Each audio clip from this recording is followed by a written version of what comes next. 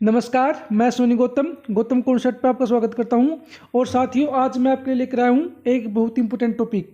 जैसे कि आपको पता है, हाल ही में रूस व यूक्रेन के बीच में विवाद चला हुआ है। और दोस्तों, इस समय रूस व यूक्रेन का विवाद काफ़ी गंभीर हो चुका है। हालात यहाँ तक है कि इन दोनों देशों के बीच में लड़ाई तो होगी, थर्ड वर्ल्ड वार भी हो सकता है। इसकी भी संभावना जताई जा रही है। आखिर दोस्तों, रूस व यूक्रेन के बीच में विवाद का असली कारण क्या है, चलिए समझते हैं। फ्रेंड्स, सबसे पहले तो आप ये समझ लीजिए, अभी के समय में, आज के समय में यूक्रेन की सीमा पर रूस के 1 लाख सैनिक खड़े हुए हैं। मतलब कि अगर उनको पुतिन का मतलब कि पुतिन की तरफ से हरी झंडी मिलती है तो रूस के 1 लाख सैनिक यूक्रेन पर अटैक करने के लिए उसकी सीमा पर खड़े हुए हैं। दोस्तों, जो यूक्रेन का दोनबास इलाका है, यह काफ़ी सुर्खियों में है। देखिए, जैसे कि आपको पता है, 2014 में क्रीमिया, जो यूक्रेन का ही एक पार्ट था, 2014 में रूस ने उस पर कब्जा कर लिया था, क्योंकि क्रीमिया के लोग रूस में शामिल होना चाहते थे। उसी प्रकार साथियों, दोनबास जो ये इलाका है, यहाँ के लोग भी रूस समर्थक हैं, वो भी रूस के साथ मिलना चाहते हैं। ठीक है, वो ये कह रहे हैं, ये तो हमें रूस के साथ मिलाओ या हमें आज़ाद देश घोषित करो। तो दोनबास इलाका दोस्तों उसी तरह सुर्खियों में है जैसे 2014 में क्रीमिया सुर्खियों में हुआ करता था। तो अब बात आती है यूक्रेन के बारे में। जैसे कि आपको पता है, 1991 में जब सोवियत संघ यूएसएसआर का विभाजन हुआ, उससे पहले यूक्रेन रूस का ही एक हिस्सा था। और दोस्तों, आज भी रूस यूक्रेन को अपना एक हिस्सा ही मानता है, और रूस चाहता है कि यूक्रेन अपना विलय रूस के अंदर कर दे। ठीक है, जबकि वहीं पर दोस्तों यूक्रेन क्या चाहता है, यूक्रेन के लोग चाहते हैं कि यूक्रेन रूस में शामिल ना होकर अलग देश रहे और वो नाटो में शामिल हो जाए। जैसे कि आपको पता है, नाटो क्या होती है, 30 देशों की संस्था दोस्तों ये, जिसमें 27 देश आपके यूरोपियन कंट्रीज़ के हैं और 2 आपके कंट्रीज़ नॉर्थ अमेरिका की हैं, और एक और देश है। टोटल मिला के 30 देश है नाटो में। नाटो एक सैन्य संगठन है दोस्तों, एक मिलिट्री आपका अलायंस है।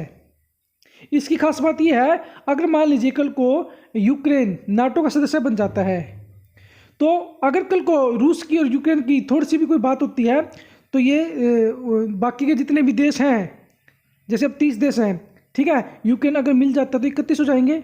तो ये 30 देश यूक्रेन की सहायता के लिए दिन रात तैयार रहेंगे।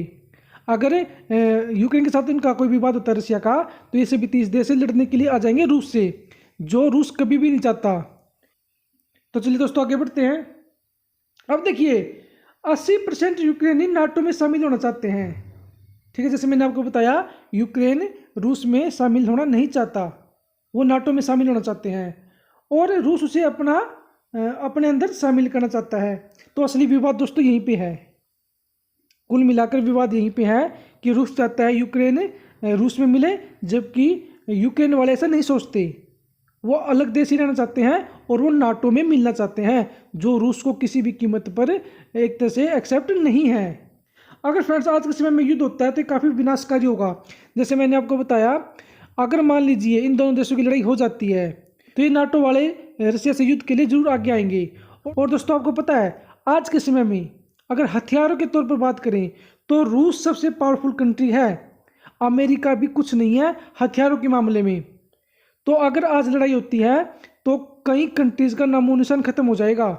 रशिया का तो नहीं होगा ग्रांटेड, लेकिन कई देशों का नामो निशान खत्म हो जाएगा। तो दोस्तों, इससे थर्ड वर्ल्ड वार छिड़ने की काफ़ी आशंका जताई जा रही है।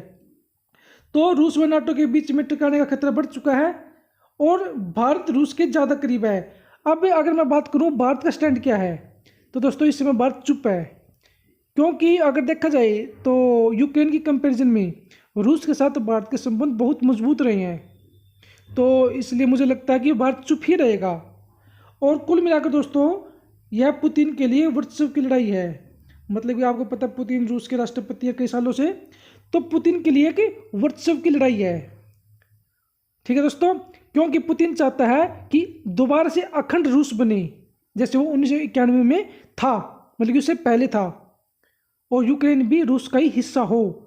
तो पुतिन अपने रहते रहते एक अखंड रूस की जो अवधारणा है उसको स्थापित करना चाहते हैं।